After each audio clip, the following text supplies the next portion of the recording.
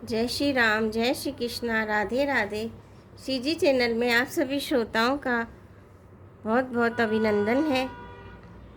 कल हमने जाना था कि राजा दशरथ अपने सबसे बड़े पुत्र प्रभु श्री राम का राज्याभिषेक करना चाहते हैं, उन्हें युवराज बनाना चाहते हैं और वो उसके लिए गुरु वशिष्ठ को आमंत्रित करते हैं। लेकिन मंथरा नाम की जो दासी थी उसकी बुद्धि के ऊपर सरस्वती जी विराजमान हो जाती है। सभी देवी देवता सरस्वती जी से आग्रह करते हैं कि आप जाकर मंथरा की बुद्धि के ऊपर आसन ग्रहण कीजिए ताकि जो है आगे की लीला प्रारंभ हो। क्योंकि अगर ऐसा नहीं होता तो जंगल में जो राक्षस थे, दानव थे, उनका संहार कौन करता।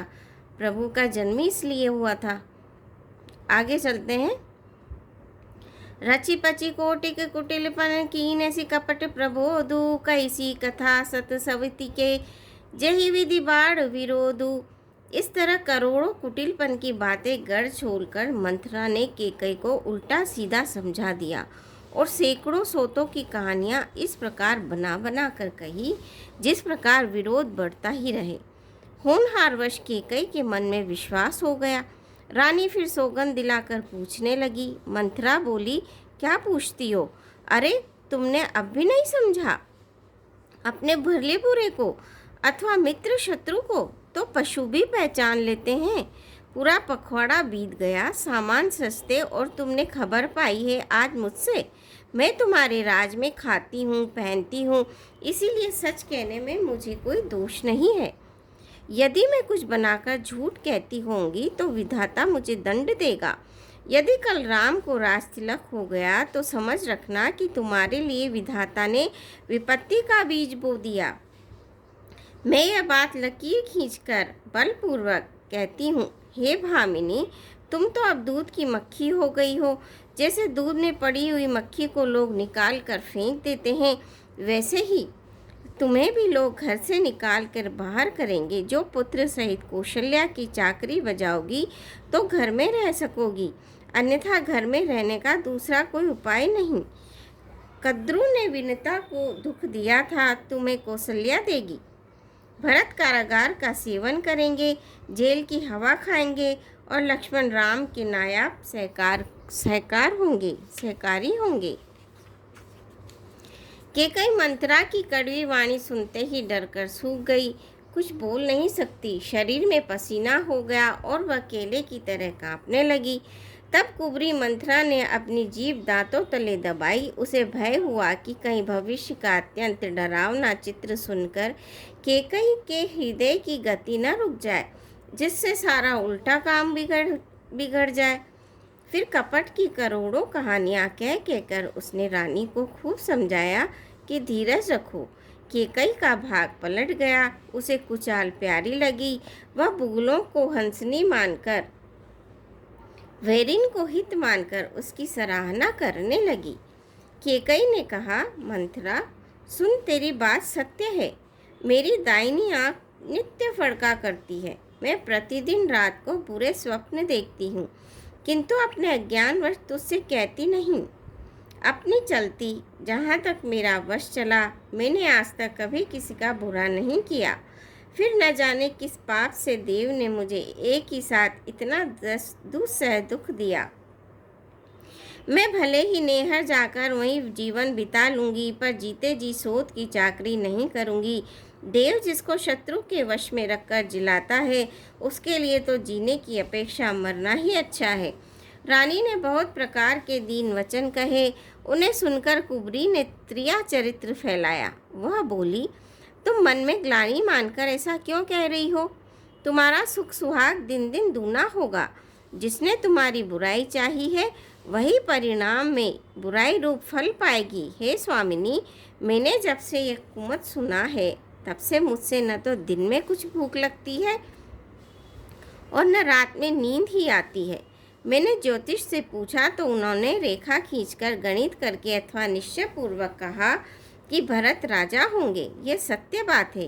हे भामिनी, तुम करो तो उपाय मैं बताऊं। राजा तुम्हारी सेवा के वश में ही है।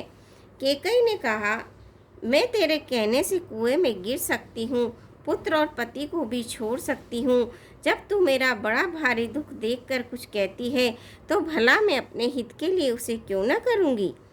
कुबेरी ने केकई को सब तरह से कबूल करवाकर अर्थात बलि पशु बनाकर कपट रूप छुरी को अपने कठोर हृदय रूपी पत्थर पर टिया, उसकी धार को तेज किया। रानी केकई अपने निकट के शीघ्र आने वाले दुख को कैसे नहीं देखती।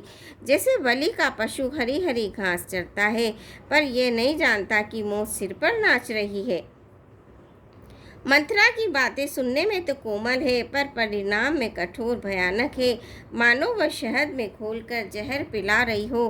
दासी कहती है, हे स्वामिनी, तुमने मुझको एक कथा कही थी, उसकी याद है कि नहीं।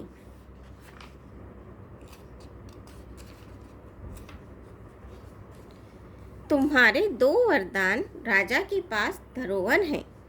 आज तुम्हें राजा से मांग कर अपनी छाती ठंडी करो। पुत्र को राज्य और राम को वनवास दो, और सोत का सारा आनंद तुम ले लो। जब राजा राम की सौगंध खा ले, तब वर मांगना, जिससे वचन न टलने पाए। आज की रात बीत गई तो काम बिगड़ जाएगा। मेरी बात को हृदय से प्रिय या प्राणों से भी प्यारी समझना। जब राजा राम की सौगंध खा ले, तभी वर मांगना। पापिनी मंथरा ने बड़ी बुरी घात लगाकर कहा, कोप भवन में जाओ, सब काम बड़ी सावधानी से बनाना, राजा पर सहसा विश्वास न कर लेना, उनकी बातों में न आना। कुबरी को रानी से प्राणों के समान प्रिय समझकर बार बार उसकी बड़ी बुद्धि का बखान किया और बोली, संसार में मेरा तेरे समान हितकारी कोई नहीं है।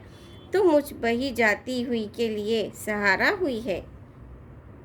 यदि विधाता कल मेरा मनोरथ पूरा कर दे, तो हे सखी, मैं तुझे आँखों की पुतली बना लूँ। इस प्रकार दासी को बहुत तरह से आदर देकर केकई कोप भवन में चली गई। विपत्ति कलह बीज है, दासी वर्षा ऋतु है। केकई की कुबुद्धि उस बीज के बोने के लिए जमीन हो गई। उसमें कपट रूपी जल पाकर अंकुर फूट निकला। दोनों वरदान उस अंकुर के 2 पत्ते हैं, और अंत में इसके दुख रूपी फल ही होगा। केकई कोप का सब साज सजकर कोप भवन में जा सोई। राज करती हुई वह अपनी दुष्ट बुद्धि से नष्ट हो गई। राजमहल और नगर में धूमधाम मच रही है। इस कुचाल को कोई कुछ नहीं जानता। बड़े ही आनंदित होकर नगर के सब स्त्री और पुरुष शुभ मंगलाचार के साथ सज रहे हैं। कोई भीतर जाता है, कोई बाहर निकलता है। राजद्वार में बड़ी भीड़ हो रही है। श्री रामचंद्र जी के बाल सखा राज तिलक का समाचार सुनकर हृदय में हर्षित होते हैं। वे 10-5 मिलकर श्री रामचंद्र जी के पास जाते हैं। प्रेम पहचान कर प्रभु श्री रामचंद्र जी उनका आदर करते हैं और कोमल वाणी से कुशल क्षेम पूछते हैं।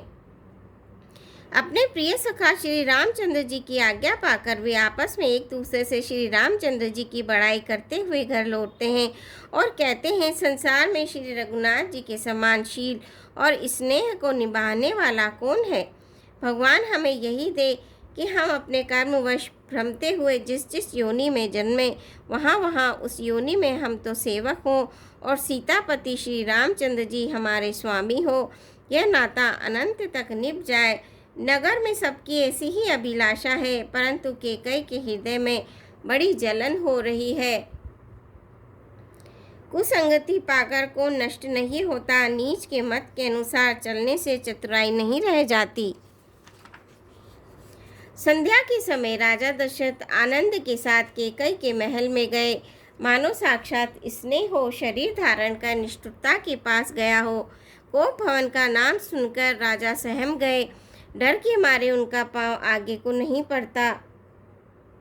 स्वयं देवराज इंद्र जिनकी भुजाओं के बल पर राक्षसों से निर्भय होकर बसता है और संपूर्ण राजा लोग जिनका रुख देखते रहते हैं, वही राजा दशरथ स्त्री का क्रोध सुनकर सूख गए।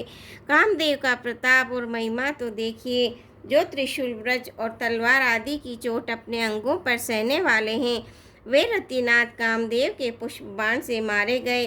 राजा डरते डरते अपनी प्यारी केकई के पास गए। उसकी दशा देखकर उन्हें बड़ा ही दुख हुआ। केकई जमीन पर पड़ी है, पुराना मोटा कपड़ा पहने हुए हैं, शरीर के नाना आभूषणों को उतारकर फेंक दिया है। उस दुर्बुद्धि के कई को यह बुरा वेश कैसे फब रही है, मानो भावी विधवापन की सूचना दे रही हो। राजा उसके पास जाकर कोमल वाणी से बोले, हे प्राण प्रिय, किस लिए रिसाई, किस लिए रूठी हुई हो? हे रानी, किस लिए रूठी हो?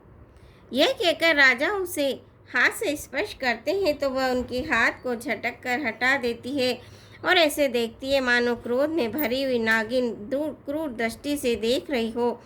दोनों वरदानों की वासनाएं उस नागिन की दो जीभें हैं और दोनों वरदान दांत हैं। वह काटने के लिए मर्म स्थान देख रहे हैं।